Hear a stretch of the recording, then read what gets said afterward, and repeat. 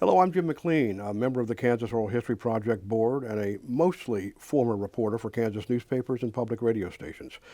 Today is September 11th, 2025. We're at public radio station KCUR in Kansas City to interview Steve Kraske. Steve is the host of Up to Date, a daily talk show here on KCUR, a show that he created more than 20 years ago. He's also a former political reporter and columnist for the Kansas City Star. For several of his more than 30 years at the Star, he was stationed at the Kansas Statehouse in Topeka. In addition to his radio show, Steve teaches communication and journalism at the University of Missouri, Kansas City. This interview is part of the Kansas Oral History Project's series exploring the contributions of reporters, editors, press secretaries, and others who spent their careers informing the public about state and local policymaking. The Kansas Oral History Project is a nonprofit corporation that collects and preserves the oral histories of Kansans. The project is supported by donations from generous individuals and occasional grants. Our videographer is former Kansas Representative Dave Heineman. Welcome, Steve. Jim, thanks a lot for being here. Good to be here. Thanks for having me. Yeah, I really appreciate it. I mean, I've known you for quite a while, but, you know, I read your resume, and one thing I didn't know was that, you know, you're not from these parts. Not from these parts. University of Wisconsin, right? That's right. Born in Detroit and Midwest and Wisconsin for school. Yeah, I can almost hear the trace of a Wisconsin accent in there. A little bit. A little bit. A little bit. Clipped, yeah. And then you cut your teeth journalistically in Illinois and Iowa at newspapers before you made your way to the Kansas City Star. I mean, That's talk right. to me about how all that happened. Well, in those days, you know, some things don't change in journalism, Jim. The way to get ahead into a big media outfit is to work your way up through smaller media outfits, and that was certainly the case when I came of age. We were talking, I got into journalism, started out my career right in the wake of Woodward and Bernstein and Watergate, Right. when everybody wanted to be a reporter all of a sudden. So the competition for jobs was simply through the roof. And to get to a big city paper like the Kansas City Star, where I wanted to be, you had to just work your way up. And so I went to Freeport, Illinois. I went to Dubuque, Iowa, before a slot in Kansas City opened up. And even when I came to Kansas City, the job they offered me wasn't what I wanted to do. It was covering police. I had little to no interest in it, but a buddy of mine who was working in Kansas City said it's a great beat. There's a lot going on. Crime in Kansas City, you know, can you imagine? No. And so I took it, and it was a great beat. And a couple of years later, I was covering the Missouri Statehouse, and then 2 years later, covering Kansas. So, And do you know what's become of the papers in Illinois and Iowa? Are they still thriving? Or thriving might be a stretch. I don't know. I know my old paper in Freeport, I went back a few years ago. It's no longer in the building it was in when I was there. It's in some little cubbyhole office in a tower. The Telegraph Herald is still there, but it's shrunken, you know, compared to what it was when I was there, much like the Kansas City Star, which is, you know, a shadow of its former self. yeah, we're going to talk about that, I think, Yeah. in due course. And so you're at the Star and you're covering the police beat Yeah, for what, a couple years? Or? a couple of years. Yeah. And then Missouri first, Jeff City first before Topeka, right? Yeah, a job opened up, and that's what I wanted to do, and I leaped at it. Didn't know anything about Missouri politics or its government, but went down in January of '88 and just immersed myself in that world and loved it. And then when the two papers merged, I joined John Peterson in the Star's Topeka Bureau over at the Capitol. Yeah, let's take a moment to talk about John. I mean, it was Yeah. on my list of things that I wanted to talk to you about. John Peterson, Yeah, Kansas City Star Statehouse reporter, worked with you. Yeah. Before he went to the Star, he had been at the Topeka Capital Journal, where his father had worked. that's right. And then the Wichita Eagle. And he was kind of, you know, he's kind of an institution in Topeka, one of the Absolutely. greats. What do you know, and unfortunately, sadly, he passed away not all that long ago. So Yeah. we're not going to have a chance to interview him for this series. So Yeah. let's talk about him for a second. What do you remember about John? Well, he was part of that troika of veteran reporters in the State House when I first came, along with Lou Ferguson and Roger Myers from the Cap Journal. There was John Peterson, and those guys had been around for decades when I arrived, and just had the building wired in a way that you could only dream of as a young reporter. But the thing I will always remember about John, he was a terrific journalist, but maybe even better, a human being. Yeah, he was just a great man, and could have been threatened by the young guy coming in, but we just got along from day one and had a great relationship. And he taught me a lot about who to talk to and where to go to get information in that building. And he was kind of a big guy. And I remember once he asked me if I played racquetball? And I said, sure. And I'm thinking to myself, thought bubble, I'm going to clean the court with this guy. Yeah. And we went to the Y just down the street, and he would plop himself in the middle of that court, and he just kicked my behind it was humbling. And we laughed about it for years, but he came up to Minnesota once, met my parents, and we just had that kind of relationship. And he struggled in his final years. We just had a get together. You couldn't come.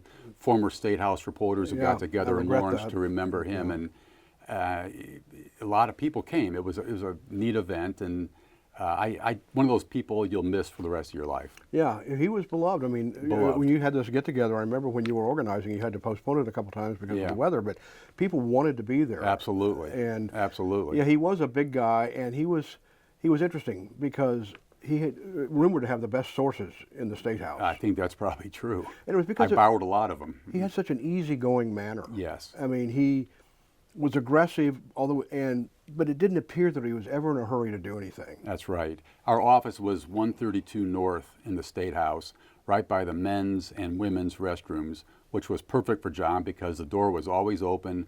You needed a source. They were going to wind up in one of those two rooms. Catch people at some coming point. and going, And people stopped by because he was so easy to talk to. Didn't grill people, but he got the information he needed for the work he was doing. And I just love the guy. I can remember still, I mean, he'd be sitting there kind of with his notebook open, kind of chewing on his pen, kind of had this bemused look on his face, and he didn't, when he was talking to somebody, he maintained eye contact. He didn't, he wasn't buried in his notebook taking notes, but he would remember stuff later, write it down. And absolutely. Yeah, he was a really good guy. And I regret that we didn't have the opportunity to talk to him because, he would have been great. Oh, he would have been great. I mean, you talked about the old guard in those days, John Peterson, Roger Myers, and Lou Ferguson's another great who we're not going to have a chance to talk to. Of course not, yeah. The Associated Press. He headed that bureau. He came from your part of the country, Minnesota. Yes, Minnesota, covered the Viking football team. Yeah, he was a sports reporter until he got, and then he became the State House, the bureau chief for the AP in Topeka, and really was the dean of the State House Reporting Corps. And again, you couldn't meet a nicer guy. Couldn't meet, and he and I would drive oftentimes together out to Russell, Kansas to cover one Bob Dole event or another. And I always wanted to ride with Lou because he had these stories about the old Minnesota Vikings football teams that I grew up with when I was living in Minnesota. And he just had great stories. And we would laugh and talk the whole way. We'd be in Russell before you knew it. And he would tell them in his Oklahoma colloquial way, absolutely. The chicken on the June bug and all that stuff. Yeah. Yes. Quicker than the chicken on the June bug. That's exactly right. But he was great people too. Yeah, I worked, when I got back to the State House in the 90s, I worked alongside Roger Myers, and so he was at the tail end of his career then. But those guys you talk about a lot of institutional memory. Yeah. I got to tell you, the camera's on, you were great. Kansas News Service, I remember going to the State House, listening to your stories. You would do those extended stories many mornings of the week. And it was terrific for me as a young reporter, new reporter to the State House to begin to get the lay of the land. And your stories were terrific. It was a great education hearing you do that It's stuff. really nice of you to say, Steve. Yeah. I mean, I really enjoyed our working career together here at KCUR later at the tail end of my career. So, and we'll just talk about, so you were at the Star and you were in Topeka. Right. Really, it seemed in those days, time passed. It's hard now to reflect back on it because you were there about maybe 4 years at the State House. Yes. You were at the paper for more than 30, and you were their main political reporter. Right. You had a column, and very influential in terms everybody read your stuff in both Missouri and Kansas. But your time at the State House physically was, relatively brief, working with John.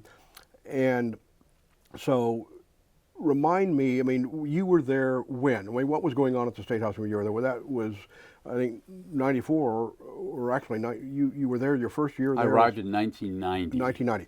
That was when the gubernatorial race, what was between? Hayden and Finney. Hayden and Finney, right. Governor Hayden was struggling, and one of my first interviews in the State House was in Governor Hayden's office to talk to him about what he was up against. And he was just really struggling because of the reappraisal of property, the tax stuff, and really in trouble for re-election. And the Democrats had several people they were looking at, including John Carlin and Joan Finney, of course. I think Phelps. Fred Phelps. Fred Phelps ran. He ran, ran that year as well. And it was a stunner that Joan Finney came out of that primary, a woman, who was fascinating in the sense that far from your typical politician, nothing ordinary about her. She had this, she always claimed this in very intense connection with the people. And she did, I guess she did enough to win that primary. And then when she won that night on the primary, I remember she was at the old Jayhawk Towers Hotel, and the people there, her supporters, were just ecstatic, just beside themselves that she had pulled this thing off. And there was a feeling that night that because her opponent was going to be Mike Hayden, who had his own tough primary that year against Nestor Wygand, the real estate guy from Wichita, that Joan Finney was going to be able to pull this thing off in November. That was just a feeling that was in the air that night that proved to be prophetic. But she was not a typical politician. She struggled as governor almost from day one in terms of mainly her relationships with lawmakers who were used to having things done in certain ways, and she wanted to do them in different ways. And it just never worked. And Republicans, who were in the majority, of course, really worked to make sure she wasn't going to be sticking around very long. Yeah, and she probably didn't have much of a policy agenda, in the traditional sense, right? And she had been state treasurer for many, many years. Yes. She was a Republican, had worked for Senator Frank Carlson before changing parties, and had been treasurer for a long time. And she had great statewide name recognition among people who paid attention to politics. Right. And she had this knack for never forgetting a face or a name. That's right. That's retail, right.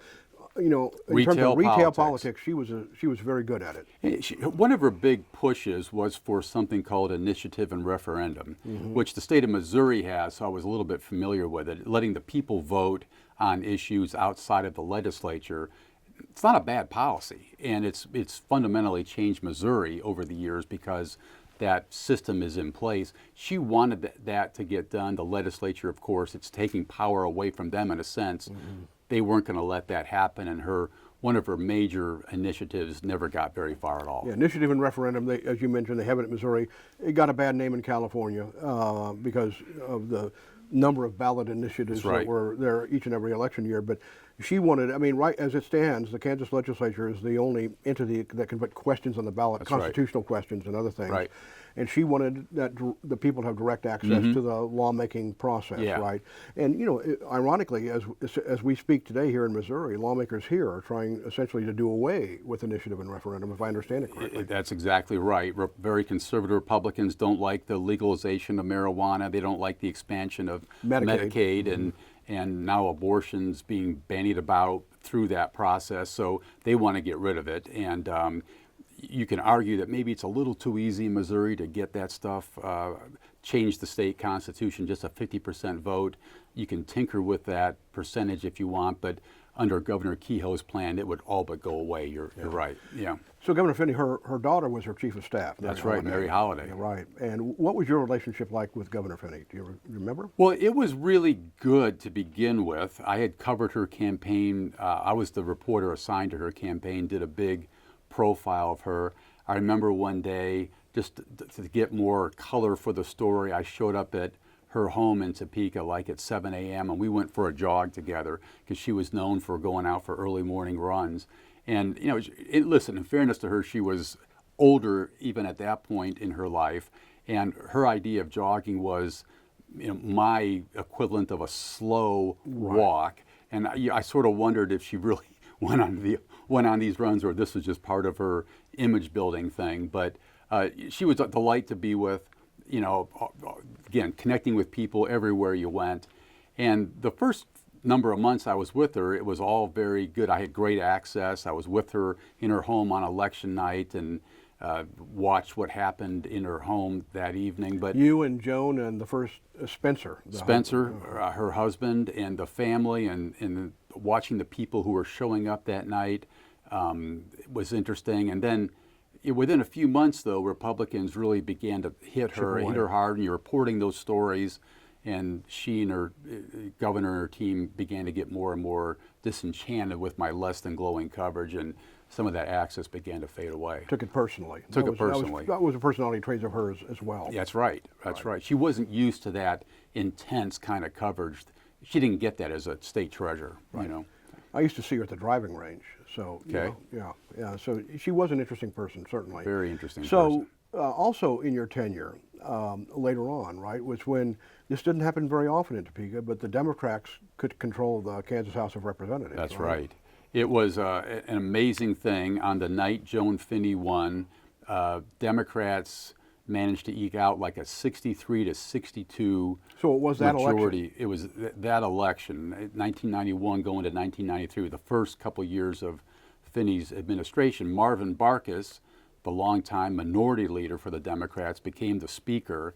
And again, I used the word ecstatic before, but election night, Democrats just, it's only happened, 3 or 4 times in state I think history. a couple times, maybe. A couple times. Yeah. Back in the late 70s was the other time with Slattery John and Carlin. Carlin and those guys.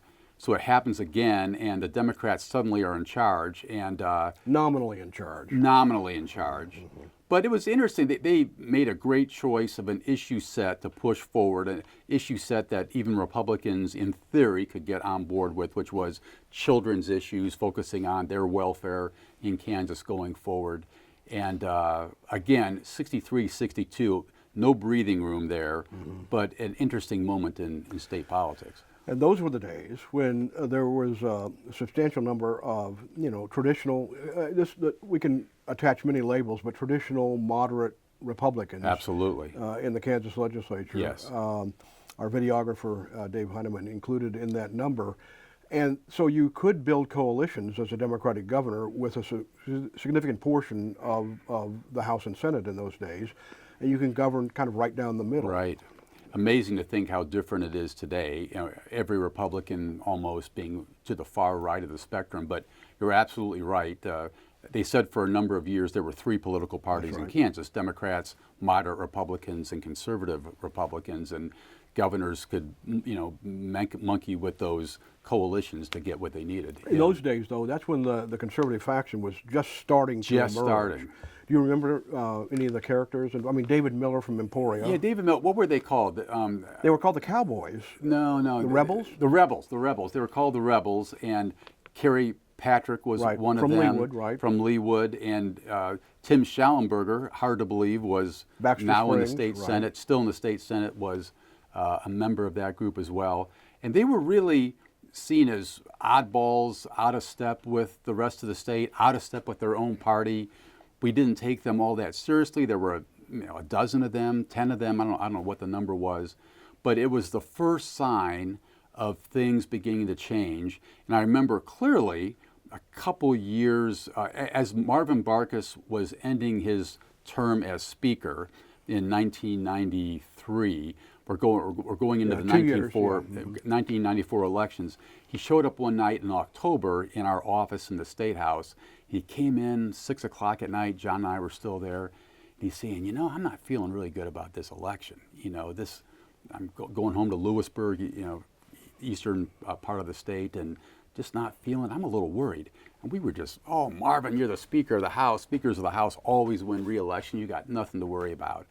And then you fast forward to election night, 3 or 4 weeks later, in the Star newsroom, it was like a rocket ship going around the room. The word came that Marvin Barkas had been upset by a rookie named Gene Vickery out of Lewisburg, and the paper sent me down to Lewisburg the next day to find out what in the world had happened down there. But an astonishing upset for a Speaker of the House to be defeated, but it was a sign of the insurgent nature and power of that conservative Republican voice in the state. And it was also a sign that politics in Kansas, like many other places, was being nationalized, because That's that was right. the year of Newt Gingrich and the contract with America. That's right. Republican sweeps across the country. Yeah. And Slattery ran for governor that year. Everybody thought, Jim Slattery, he looked like John. He looked like a Kennedy. Yes, he did. He had this great rhetorical ability, and people had been waiting for him to kind of run for governor for a long time, right? And he loses to Bill Graves. And he got crushed. He got crushed by Bill Graves. Yeah. It was just he had turned down a chance to run the year that Joan Finney ran. I was just going to say, Jim Slattery's timing was just off. He would have been governor, I think, if he had run in 1990. He took a flyer on it. John Carlin ran in his steed in a sense, and then Well, there's that famous meeting in Topeka. Did you cover that when Carlin and Slattery met at John Well, Oh, we're that's throwing right, a lot of yeah. names around here. But Right. John Bottenberg, who was, a member, a lobbyist in Topeka for a long time. they get together and talk. But a member, and Carlin kind of stared him down, and Slattery didn't run, and John Carlin did. Yeah. And John then lost to Joan Finney in the primary, and the rest, as they say, is history. And you wonder if Jim Slattery had run and won that election, what his national trajectory might have been. I mean, he was maybe that close from national office one day. But 94, he did run for governor, and as you mentioned, he got beat handily by Bill Graves, who, a nice guy. Nice guy. I remember still the editorials, the empty suit. He didn't have much of a record. He'd been Secretary of State. That's right. He was kind of a clean slate, which was a real advantage to him, that and the R by his name. And he had maybe one of the best campaign slogans I've ever heard, load 'em high and tight. He came from a trucking family in Salina and playing off that heritage from his own family.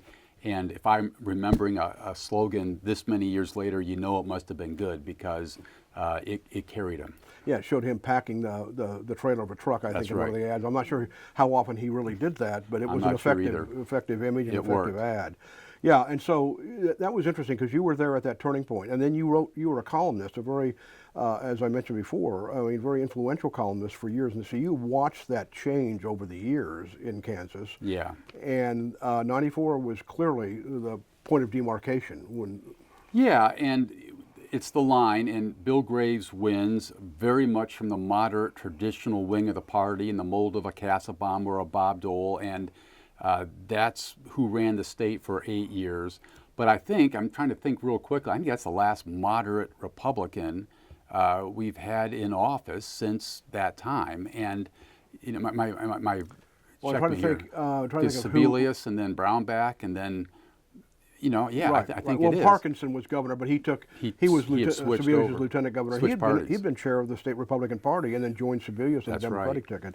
But you're right, and even 4 years into Graves's 2 terms, at the end of his first term, David Miller challenged him in a Republican primary, and you had the ascendancy of Phil Klein. Phil Klein, That's right, won the Attorney General's race that year, much to the surprise. So things were changing. Things were changing, even to the point where we had this awkward moment at the 1996 Republican National Convention. It was in San Diego. I was there, and there was this big sort of fight over who was going to put Bob Dole, I hope I have these facts right, over the top for the nomination. Oh, sure. You reserve that for the home state, and it's Kansas, obviously, and you think the governor would have that prerogative, that privilege, but David Miller was there and wanted a piece of that, so if memory serves, they sort of shared that announcement together that night in San Diego on this historic moment for Bob Dole. Yeah, that's right, because Dole, when he ran for president, obviously. When he ran for president, yeah. So. And so you were at the Star for more than 30 years, right? More than 30 years, 33, but who's counting? Yeah. We looking we back, sort of do. Right. Yeah. And what else do you remember from your time at the Star? I mean, you covered a wide swath of the political events in Kansas and Missouri over that time. Yeah, I remember, anyone who covered Kansas during those years remembers working with Bob Dole and of course, what that was like and how difficult it was in sometimes to work with he and his people. Bob Dole was tough, no nonsense, and was really playing to a national stage, and sort of the hometown reporters weren't really high on his agenda. And his people, his lieutenants and sergeants underneath him, all treated us sort of the same. We were just sort of like dog meat, and if we got a few local minutes media, regional media, right. If we got a few minutes with the senator, we were being gifted a great thing. And so there was that whole thing with Dole and watching his career and going to Russell quite a bit, and then watching the rise, as we've said, of the conservative movement in the state that culminated, at least to this point, with the election of Sam Brownback a number of years later, and sort of watching his governorship rise and then crash in a dramatic way, in a way I'd never seen before. So that was kind of an interesting, whole thing to watch. And then, watching today Laura Kelly, serve in what I think has been a fairly successful administration because she's figured out a way to work with the Republican leadership of the state. And I think that's a hard trick to pull off, and you just sort of got to tip your cap to her. I think she's managed it in a lot of ways. All those people still speak to each other after all these years, and that's a tough thing to do. She certainly managed to coexist. Absolutely. And get some things done. Absolutely. And, she managed the state through a really tough time through COVID. Yes. And that was pretty tough on her administration at the time. And there's a lot of controversy about, everywhere across the country, and particularly in Kansas. She had a pretty aggressive approach to it. Lee Norman, who was her Secretary of Health and Environment for a while, took a pretty aggressive approach initially. Yeah. And that really created some partisan issues. Yeah. The other thing that really strikes me about Kansas that's so unique, and it's almost weird. You go back to the mid-1960s, and the gubernatorial administrations have shifted steadily and regularly between Republican and Democrat every 4 or 8 years without any exception. And obviously now we're ending 8 years of a Democrat. The history would suggest a Republican's going to win going forward. And that to me it says a lot about the state, about the more moderate tone of the state. You look at a state like Missouri right now, which I also covered for many years, has swung so far hard right now. You can't envision a day when Democrats will ever get it and back. Missouri used to be more of a Democratic state. It was the great presidential bellwether state, right. But those days are gone. But Kansas has remained true to this RD sort of split with its governors going back so many decades, and it does say something about powerful about the politics of the state. Yeah, Kansas left to its own devices is kind of cleaves that moderate middle to some degree. But it's interesting because they do. Kansas has a reputation for electing Democratic governors in a cyclical way, like you say.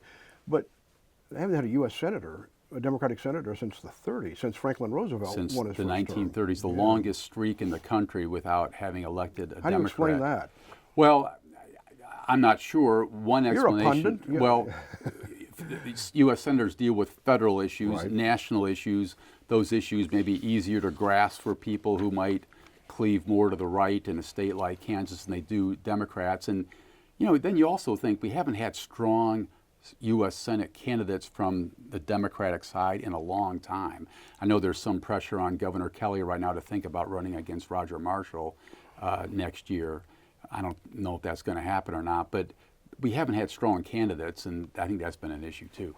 Yeah, and we have had strong incumbent senators. You mentioned Bob Dole, very much Nancy so. Kassebaum. Nobody. Pat Roberts. No Democrat could really conceive of beating Nancy Kassebaum. She was so popular in this state. So popular. And Bob Dole was untouchable. So powerful nationally. Nobody wanted. So yeah, at least in during our careers. And then Pat Roberts, who we interviewed Leroy Towns recently, and he was Roberts' chief of staff. And Roberts had been the congressman in the 1st District, Western Kansas. Yeah. And followed Keith Sebelius in that role, and then went on, of course, to win several terms as a U.S. Senator when Nancy Kassebaum stepped down. So Democrats couldn't touch him. I remember, I think it was 1992, Senator Dole was running for his last re-election as a U.S. Senator, and I was covering the Democratic candidate, a woman everyone has forgotten, speaking of not strong candidates. Her name was Gloria Odell. I remember her. And I've sat with her in a parade, in the car with her, taking notes as she's waving to people. I'll never forget this. She gets down to the month out from the election. Gloria Odell thinks she's taken down the king. She's going to beat Bob Dole. Everyone's telling her she's going to win. And she goes and she borrows $100,000 on her personal account to fund the final weeks of her campaign. She was not a well-off woman financially. And she got beat by 20 points, 25 points. And I think to this day carries remnants of that debt. It shows up on FCC reports, and it's just, you just sort of shake your head. Yeah. She thought she could beat him, and just wrong-minded thinking. If I remember correctly, her crowning moment was at the Democratic National Convention when she took the podium with a bunch of other women who were running for the U.S. Senate. Carol Moseley Brown and You're the Woman, maybe, or something. Yeah, You're the Woman, and she stood up there triumphantly, and then, as you say, went on. She's going to beat the king, and she didn't come close. Probably the closest the Democrats came in our lifetimes was the Roy Dole race. Early on, back in the 70s. Yeah, that was close. And maybe that was prescient in the sense that Roy was thought to be ahead in that race until the final week, and then the abortion issue raised some really nasty politics on the Republican side. Smearing Bill Roy as an abortionist or something. Well, he had been an Air Force doctor. That's right. And had done abortions as Air Force doctor. I mean, not many of them. And the but he was- Republicans used that final campaign, flyers on cars in church flyers parking in lots. Catholic churches Yeah. in Leavenworth and Atchison counties and places like that. It was a desperate attempt, and it paid off. And Republicans, Bob Dole squeaked out that election and changed American history. And Bill Roy had been a congressman of the 2nd District for several years and well thought of, but that was a close race. But Very that was probably the close last time. I think that's right. So let's shift gears a little bit Yeah. and talk about your current life. You do a daily talk show here, 5 days a week, right? 5 days a week. Up to date. 9 o'clock in the morning. I'll give you a little plug there Thank you, every sir. morning. And 89.3 on your dial. And it's an interesting show because it's topical. I mean, you delve into politics and policy issues Yeah. both in Missouri and Kansas quite frequently. Right. But there's also a lighter side to it where you talk Sure. about movies and food and other Sure. cultural things. And so, just talking a little bit about how you said you started that 20 some years ago, 23 years ago. 2002, I started and caught a lucky break. Frank Morris here at KCUR director called then. me up, and news director then called me up. Would I consider doing a talk show? I said, no way. Don't have time, Frank. Thanks for calling. Because you were still at the Star. Yeah, I was at the Star, and the editor overheard that conversation, said, you ought to think about that. It might be an interesting opportunity. So, long story short, I had a chance to start it. The Star finally blessed the idea, and then off I went. So, yeah. And it's become a mainstay. I mean, is it a grind for you, or do you really still enjoy it? Oh, I still enjoy it, absolutely, but it's work, and it's every night, and it's the weekends. I'm preparing for a Bill Curtis interview on Monday on the show. So I'm reading his new book titled Whirlwind. Bill Curtis had Kansas roots, became a well-known national broadcaster for CBS and other outlets, and he does an NPR show now, Wait, Don't Tell Me. So it's always staying on top of the news, but you're a news guy. It's hard for me to walk away from the news. I still want to stay connected to it. I teach at UMKC as well, teach journalism, but the show keeps me connected and grounded in that world. And it seems like the times are always interesting when you're here in the heartland. Yeah, I always enjoyed getting a call from somebody over here saying, well, they want you on Up to Date to Yeah. talk about this or that. You've been on a bunch. I tried to prepare as best I could. It was always fun for me. Yeah. But you mentioned you also teach journalism at Yeah. UMKC, right? Yeah. I'm interested in that because some of the conversations we've had with reporters, we've talked about kind of the mechanics of journalism. Yeah. I mean, people, I don't expect them to really know the inner workings of newsrooms and so forth, but people have misconceptions about how, the newspaper gets assembled and reported and, Yeah. and the separation between advertising and reporting and editorial position. You were Yeah. on the editorial board at the Star I for a was. while too, I right? was. And because you had that column. So talk a little bit about that separation and the rigorous approach, at least in those days, and hopefully still at many journalistic outlets, because people could talk about the mainstream media, the liberal media, Yeah, blah, blah, blah. right. So what's your assessment of those claims that the mainstream media is inherently biased? Well, there is something to be said for that, but I think what gets lost in the conversation is how hard newspapers in those days, and hopefully still today, mainstream newspapers, try hard to remain objective and present both sides. In my day, it got down to the point where editors would count the number of words that you gave the anti-abortion side and the number of words you gave the pro-choice side in any one article. They really wanted those things to be balanced. And, reporters work hard to get it right, and you want to scare a reputable reporter to his knees. You're waking up at 3 o'clock in the morning thinking, yeah. Did I spell that name in the 4th paragraph correctly? Did I get that fact right? I mean, we work really hard to get it right, and we failed sometimes. I mean, let's just put that out there. But the attempt was to try to get it right, and I try to tell my students that. And we do an exercise where I'm just doing it right now. They interview me, and they write a little essay about me, so I can tell real quickly whether the story is accurate or not. 80% of them get something wrong in the story, even after I've explained, here's how you try to get it right, but you work hard to get the facts straight, get it right, and it's a laborious, time-intensive, pressure-packed kind of environment, and for some reason, knuckleheads like us sort of like that, and I did like it, and I still miss it in some ways, that rush, adrenaline rush you get, but I mean, that's what we did. Yeah, when I worked at the Capital Journal, and I used to go through the McDonald's drive-through line to get a cup of coffee in the morning. Mm-hmm. And in those days, there was a newspaper rack right there adjacent to the drive-through line, and if I had a front page story or two, there was always that moment. Yeah, that's what I did yesterday. That's what I do. Yeah, that's what I do. Yeah. You can account for your time. But you talk about objectivity is one thing, balance is another, and Yeah. balance is what was always. It does seem if you're counting the words that you give this side versus that side, that's a bit artificial. Sure. And as you teach journalism today, does that formula, I mean, I remember in my history of journalism class, Calder Pickett at the University of Kansas, he talked about essentially what he called the wire service approach to reporting. In those days, the UPI, AP, there were Democratic newspapers and Republican newspapers. The wire services wanted both to purchase their services. And Yeah. so they kind of invented that he said, she said style of journalism, right? Very balanced. Both sides relatively equal in terms of the copy. Right. But does that really work today? Well, obviously that model's under enormous pressure right now. The Trump administration, the president himself has put a lot of pressure on the whole idea of objectivity when, he says things that aren't true, and they're demonstrably not true.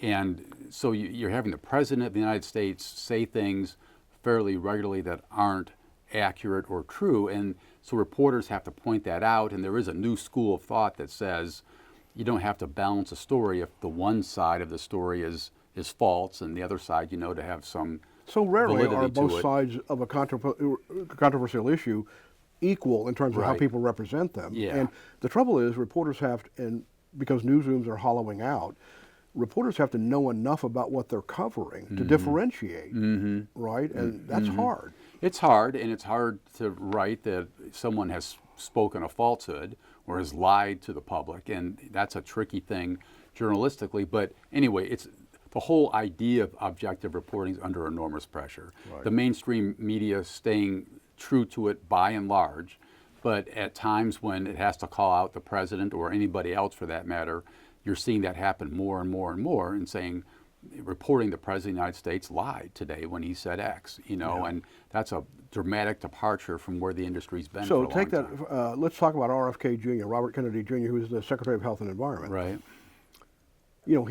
He will say things, he has lots of opinions, right? But think about a reporter trying to cover him, because you have to know enough about the subject matter, the science, the health of it, science, to to distinguish. call him out. Yeah. And in the moment when you're writing a story, that can be very difficult. Very difficult. On deadline, I remember, you're covering a presidential debate, the paper flies you off to some faraway city, and the debate starts at 7, your first deadline's at 7:30, and you're trying to ascertain, was that an accurate, and it's very difficult on the fly to do that in real time, whether you're a TV broadcaster or a print reporter. And there's a higher premium these days on watching for those falsehoods and trying to catch them and getting your story right, even on the first try, on the first crack at a debate story. And those stories would bring me to my knees. They were so difficult. So you work now for KCUR, Yeah, a public radio station affiliated with National Public Radio. that's right. Right.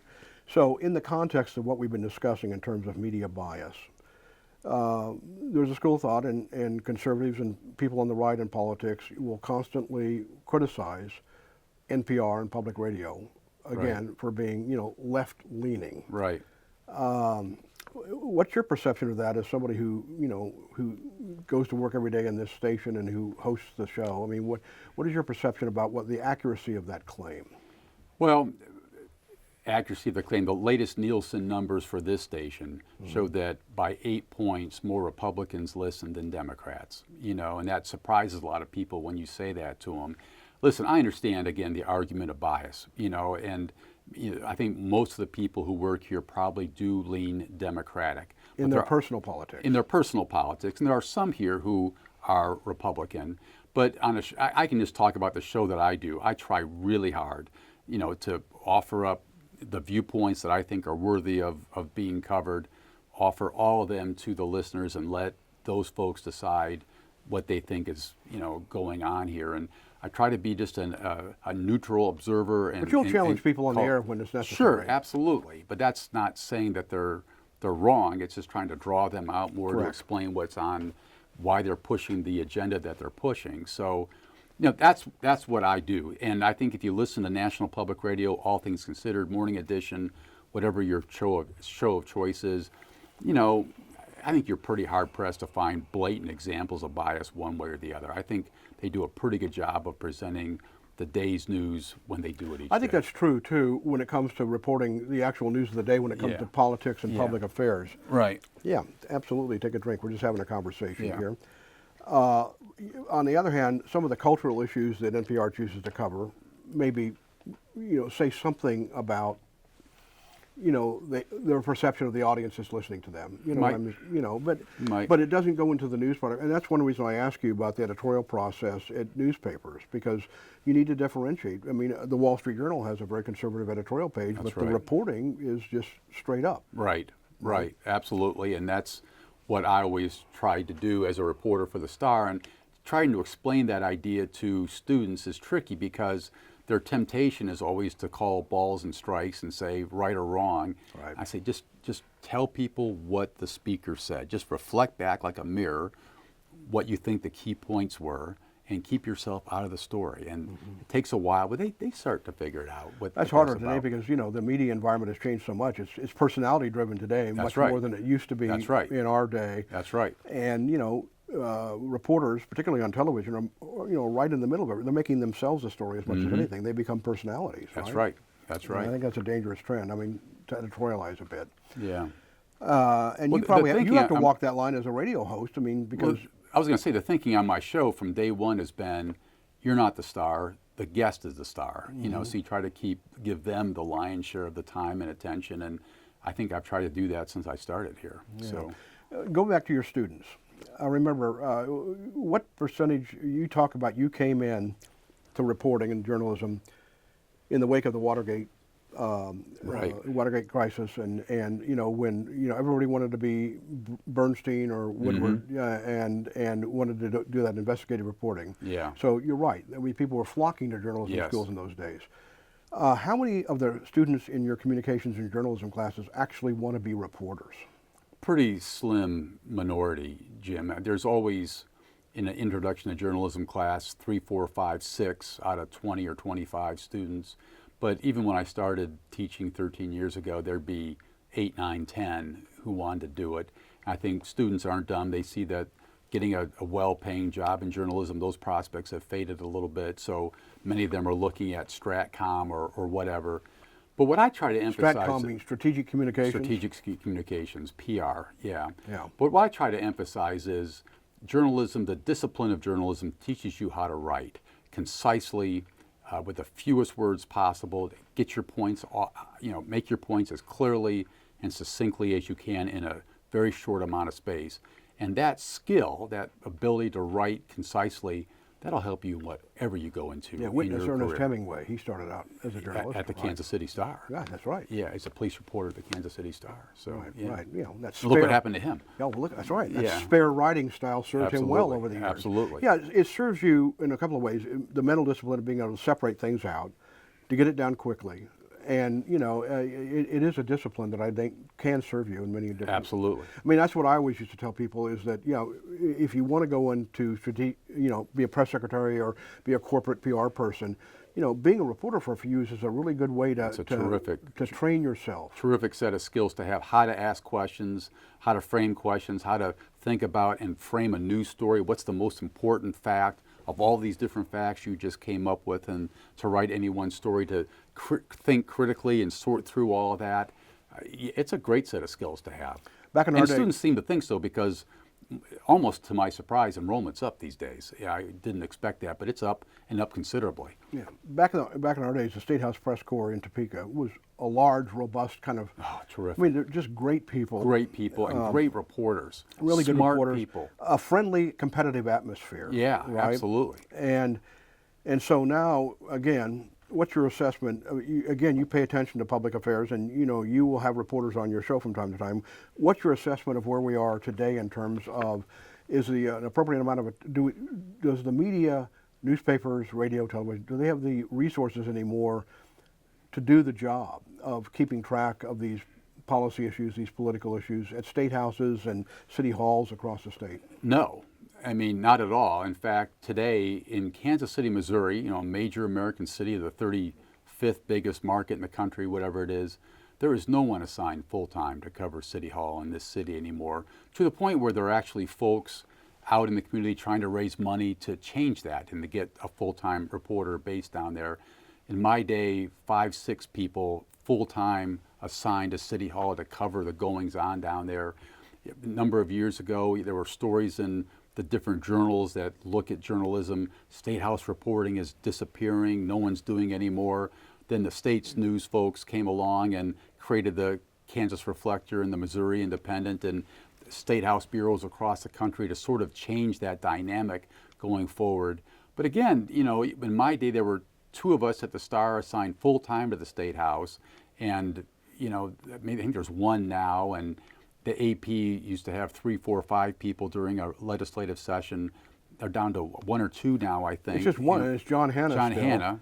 But during the session, I think they still bring in a little more help. But yeah, it's just not what it used to be. And the problem is, officials know they're not being watched like they used to be. And the whole idea of good journalism is to keep officials accountable for the actions they take. And you worry endlessly that dynamic is fading away, that people aren't being held accountable to look after the people's best interests in the way they used to be. And that's an enormous loss for our society, for our culture, for our times. Whether you're a Democrat, whether you're a Republican, it doesn't matter. That work is really important. The founders created the First Amendment for a reason. They recognized the Fourth Estate for being what it is. We would need a robust press to keep an eye on people who were elected to do the people's business. And so much of that has begun to crumble. And the relationship between reporters and the people they cover, particularly in an environment like the Statehouse, is necessarily adversarial, but that doesn't mean hostile. Not at all. Right? Not at all. Because I can remember, I trust you had the same experience. You had to guard yourself. You couldn't become, really chummy with the people you covered. Nevertheless, it was a friendly environment. There were times, of course, when people got angry about coverage or something else, Absolutely. but generally speaking, it was a very collegial kind of place. Yeah, and to your point, back in the 40s, 50s, 60s, I think reporters went out with their sources, had lunch, went out to work, went out to the bar after a day on the floor and had beers together. Those days ended a long time ago, not in our era. There always was a separation there. You didn't become too chummy with the people you covered. But to your point, you could ask them the hard questions, but it never devolved into, you're taking money out of the people's pocket, accusing people of taking money. In my little hometown of Westwood, Kansas, issues about development pop up. And when people disagree with the mayor and the city council, the first reaction is to say, well, the mayor favors this development because he's getting paid off by the developer. That's really, that's a bad place for our society to be. We've been conditioned to that. We've been conditioned now to that, and I don't believe the mayor was on the take with the developer. I don't. But that to be the first knee-jerk response when you disagree with your mayor or your member of Congress, that just isn't a good, healthy place for anyone to be. And I think people need just to sit back and chill a little bit when it comes to how they regard people who do these jobs, because I've always thought, you go off to the Statehouse to do that job, you're leaving your family for a few months, you're making a considerable sacrifice to do that work. And in Kansas, you sure as heck ain't getting paid very much to do that work. And I always found 95, 98, 99% of the people that I encountered there, I always walked away thinking they're there for the right reasons. You could sense they were trying to do whatever they were trying to do because they believed that was in the best interest of the state. And that idea, I think, has completely evaporated in our culture. I was going to ask you, that assessment that they were there for the right reasons, does that stem from your time actually at the Statehouse? Yeah. Is it the same today, do you think? Well, you're not as familiar with it. I'm not as familiar today, but in those days, you knew the legislators. You knew, sometimes you even knew their families. You'd meet husbands, wives as they came down to pick up their spouses from a day on the floor, and you did have a sense of who they were. Yeah. And again, I can't hardly ever remember walking away from a day in Topeka thinking, well, you know, the president of the Senate's on the take, clearly on the take. It just, that stuff never even occurred to me. But yet today there's so much suspicion, and I just think we need to move a little bit away from that and have healthier conversations that don't devolve that quickly. The politics of the day fuels that suspicion. Sure it does. Yeah. Today it does. But I think, again, we're speaking in the wake of a killing yesterday of that conservative Charlie. Yeah, you know, it's just a really sad day, and this is out of control. I mean, this is not where we need to be as a country. Yeah, and both sides are trying to use that tragedy. You know, immediately conservatives accuse, you know, blame the left for his assassination. Yeah. And you know, the record shows. I mean, there have been a number of shootings. The legislator in Minnesota. I mean, and Yeah, absolutely. And clearly, we are devolving politically. I mean, I think we both recognize that in Yeah. a way that we don't recognize. You worry about it, you know, 'cause at the end of the day, if we have a bias, you do want to see your state, your community.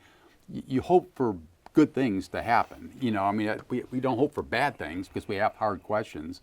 You hope all this makes for, you know, a better state, a better community, a better country. Yeah, you're there even as a reporter because you want government to work. Absolutely. That's why you're there. That's what you're aiming for here. Right. Yeah. But just taking it down a notch, I mean, what are my memories of the Statehouse? I mean, I used to, when people would ask me about it, I'd say it was just like its own small town. Absolutely. It's like your own village. I mean, you had Yeah. you had everybody there. You Yes. had the intellectual, you had the this, the that. You know, the same kind of people you might find on the streets of Mayberry in a sitcom. Yeah, Right? You had right. the whole population there, Yeah. and it felt like that when you were there. It was, Yeah. it was a community of sorts. You know, I used to say to John Peterson sometimes, well, you know, he'd say, well, that lawmaker's not real bright. And he would say, well, the legislature's supposed to be sort of like the state it comes from. There are reflection. smart ones and ones not so smart, and there's fat ones and skinny ones, and you have the whole ball of wax here. And that's sort of what it's supposed to be. I think it was U.S. Senator from Nebraska was a J.J. Exxon who talked about, you know, mediocrity has its place, you know, because it's representative of It's the people. representative of the people. Right. Yeah. Yeah, and you know, that was my recollection of the State House too. Yeah. In those days, it was actually a very fun place. You look forward to going to work. Loved going to work over there. And you're right, it was a small town. And once you're there for a year or two and you begin to see how the parts work together, it's a fascinating thing to watch come together, and how bills become law, and someone's idea, you know, the governor signing that one day down the road. And I found the whole thing, it was my favorite place to work in all the years I've been in this business, because particularly in Topeka, people did get along really well, and there was a esprit de corps in the press corps. We'd go to lunch together sometimes, and it was just the most fun place to work, I thought. Yeah, I would second that. I mean, I think that was my favorite time too. Yeah, just terrific. Yeah. Well, Steve, I really enjoyed talking to you, and I really appreciate your time. And I know you have to go teach a class. I'm going to go teach a class. And, you know, I want you to go do a good job there, because we're going to depend on that. To the extent that any of them do want to go into journalism and be daily reporters, you know, we need them. We do need them. There's no question about that. Yeah. Yeah. Well, thanks for having me, Jim. Thanks, Steve. Much Appreciate appreciated. it. Yeah. You bet.